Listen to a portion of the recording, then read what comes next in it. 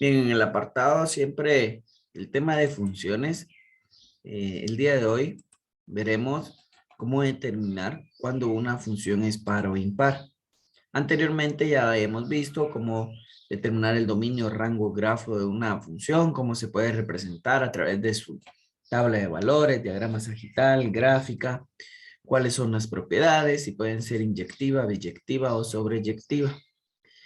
En este caso vamos a pasar a cuando una función es par o impar. Y por acá tenemos lo siguiente, nos dice que una función es par si su gráfica es simétrica respecto al eje vertical. Es decir, que si la función ft debe de ser igual a la función f menos t. Y una función es impar cuando la gráfica es simétrica respecto al origen. Lo que quiere decir que va a ser igual, la función negativa va a ser igual a la función negativa de t. Eso es hablando de las gráficas. Por otro lado, podemos decir que una función par es cuando se cumplen varias condiciones. La primera dice que x pertenece al dominio donde f debe de estar de menos x perteneciendo al dominio de f, dominio simétrico.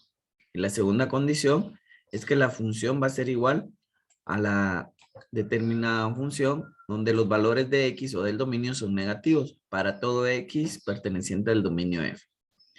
Nuevamente, resumiendo esto, podemos ver lo anterior, que una función es par si su gráfica es simétrica respecto al eje vertical y que una función es impar respecto a su gráfica si esta es simétrica al origen.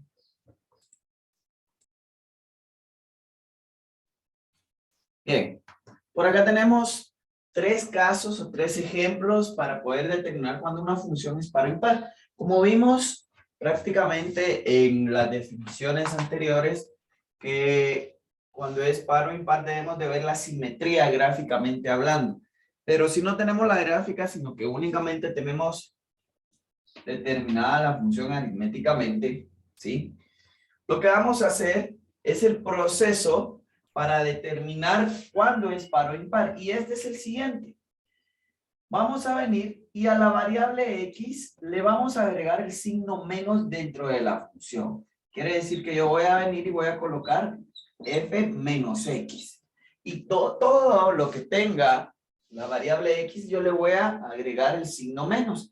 Y vamos a descubrir si la función cambia o no cambia. En este caso, la variable x está por acá. Yo le coloco el signo menos y me quedaría de esta forma. Menos x más 2. Lo puedo colocar dentro de paréntesis para hacerme la idea del signo negativo. Entonces, tenemos por acá. Como acá no tengo ningún número ni nada, es como que solo estuviera el signo más. Yo multiplico más por menos es menos y me queda menos x más 2. Si yo observo que este resultado de esta función ya efectuando el valor negativo de lo que es x, en este caso el dominio, porque sabemos que x corresponde al dominio, quiere decir que esta función va a ser impar. ¿Por qué?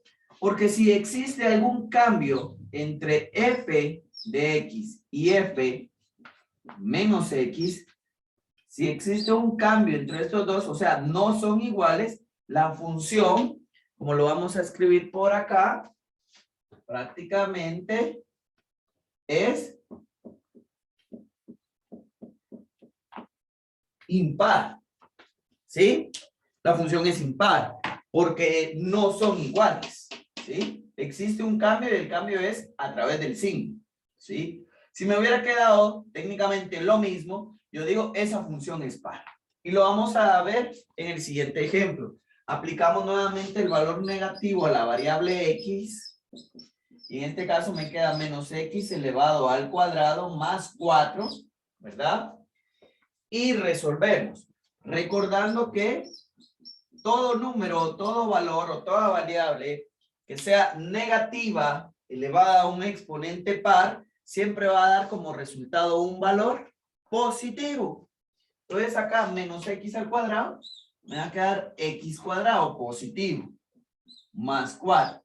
Y ahí ya no tengo de resolver nada más, porque acá antes que la X no hay ningún valor. Entonces, vamos a bajar un poquito la camarita y vamos a decir que f de X, la función original, es totalmente igual a la función determinando el negativo del dominio. Como son totalmente iguales las dos, porque no hubo ningún cambio, entonces yo puedo decir, bien, esta función es una función par, ¿sí? Porque tanto f de x como f de x con menos en el dominio, sí son iguales. Entonces esa función es par. Un ejemplo más para que quede lo más claro posible sería el siguiente. Tenemos f de x y la función. Le vamos a colocar al dominio, o sea, la variable x, el negativo. Entonces por acá vamos a decir menos x elevado a la 3, ¿verdad?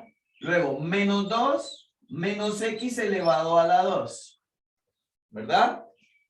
Finalmente tendríamos con la variable x más 4 menos x. Más 4 menos x y por último el 3, pero el 3 no tiene la variable x, entonces no hay problema. Esto me va a quedar, todo número negativo o todo valor negativo elevado a una potencia impar, queda siempre negativa, o sea, menos x a la 3. ¿Sí?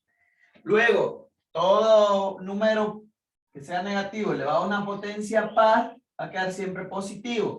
Entonces, si queda positivo, no cambia en nada. Me queda igual. Tal y como está. Acá yo digo más por menos es menos y me queda 4x. Y finalmente copiamos el valor o el número 3.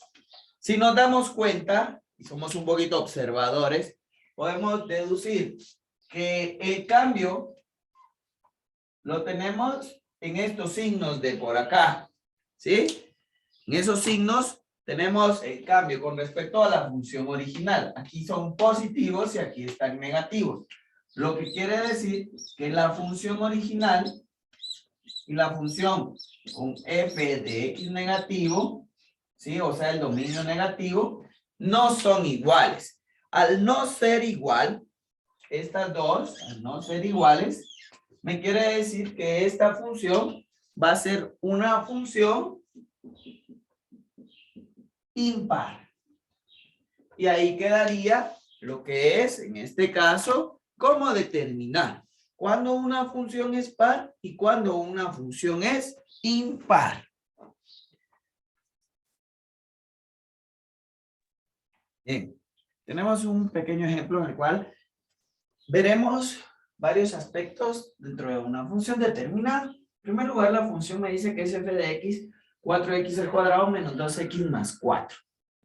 Y me está dando un determinado dominio. El dominio dice x tal que x pertenece a los enteros mayores o iguales que menos 2, pero menores que 3. Entonces, tomaré en cuenta el menos 2, luego menos 1, 0, 1 y hasta el número 2, porque no debo de incluir el 3, ¿verdad? Porque me dice que son menores que 3. Menor que 3 es 2. Muy bien. Como ya tengo estos 5 valores para el dominio, lo vamos a hacer a través de nuestra tabla de valores, una tabla de valores corta, colocaremos menos 2, menos 1, 0, 1 y 2. Y lo que vamos a hacer es que nos vamos a apoyar a través de nuestra calculadora. Vamos a sustituir la x en cada uno de los aspectos de nuestra función. Por ejemplo, 4, en vez de la x colocamos menos 2 elevado al cuadrado dentro de paréntesis, luego menos 2, paréntesis, nuevamente menos 2 y finalmente el más 4. Nos va a quedar de la siguiente manera al momento de ingresarlo. 4 menos 2, paréntesis al cuadrado, menos 2. Luego dentro de paréntesis, menos 2 más 4. En el caso del primer resultado nos da un valor de 24.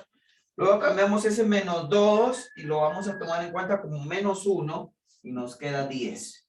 Luego cambiamos el valor de menos 1 y vamos a colocarlo como 0.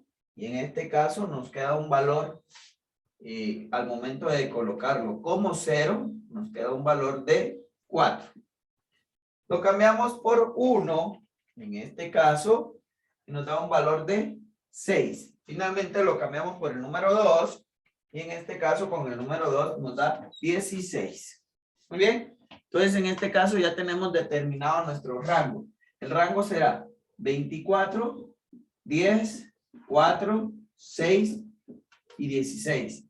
Con eso puedo determinar mi grafo. El grafo son las parejitas, por ejemplo, menos 2,24, luego menos 1,10, 0,4, 1,6 y finalmente 2,16. Muy bien, para determinar la propiedad de una función es necesario hacerlo a través del diagrama sagital. ¿Cuál tenemos acá para poder representar? Y vamos a colocar menos 2, menos 1, 0, 1 y 2. Los valores de X y que los vamos a relacionar con lo que son los valores de Y. Ahora bien, para poder encontrar los valores de Y, lo ordenamos del más pequeño al más grande. El más pequeño es 4, luego seguiría 6, luego del 6 tocaría lo que es 10 en este caso, luego del 10, 16 y finalmente el número 24. Muy bien, los vamos a relacionar, en este caso, menos 2, 24, menos 1, 10, 0, 4, 1, 6 y finalmente 2, 16.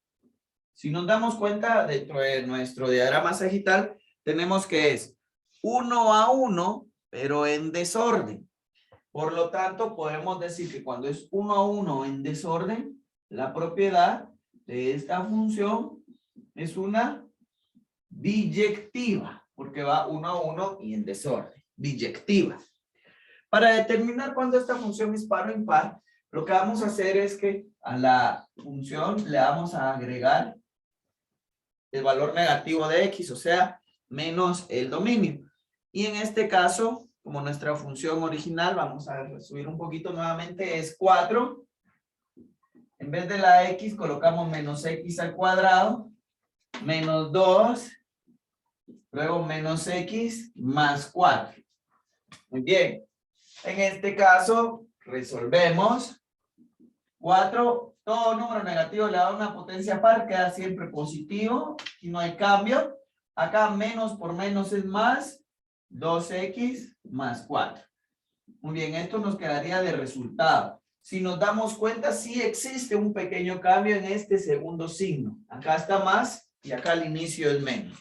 Por lo tanto, podemos decir que la función original no es igual a la función con los valores negativos del dominio.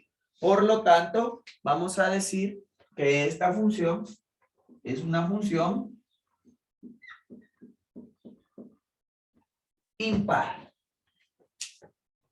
Finalmente, nuestra gráfica. Para hacer nuestra gráfica necesitamos nuestro plano cartesiano que tenemos por acá y le vamos a agregar valores, ¿verdad? 1, 2, 3, 4 para X positivo, menos 1, menos 2, menos 3, menos 4 para X negativo. Como debo de llegar hasta el valor 24, en este caso lo vamos a hacer de 5 en 5. Para Y, 5, 10, 15, 20, 25. Menos 5, menos 10 para los valores negativos de Y. El primero me dice menos 2, 24. Menos 2, 24 estamos antes de llegar al número 25. Ahí estaría mi primer puntito. Luego me dice menos 1, 10. Menos 1, 10. Mi segundo puntito. 0, 4. Antes de llegar al valor número 5, ahí estaría el número 4. 1, 6. Despuésito del número 5, ahí estaría el 6. Luego tendríamos 2, 16. 2, 16. Despuésito del 15 estaríamos con el número 16. Si nos damos cuenta y si nosotros realizamos nuestra gráfica, nos queda esta parte de una parábola. Y ahí estaría determinado este ejemplo con todo: dominio, rango, grafo, propiedad, diagrama sagital, su tabla, determinar cuándo es par o impar y su gráfica.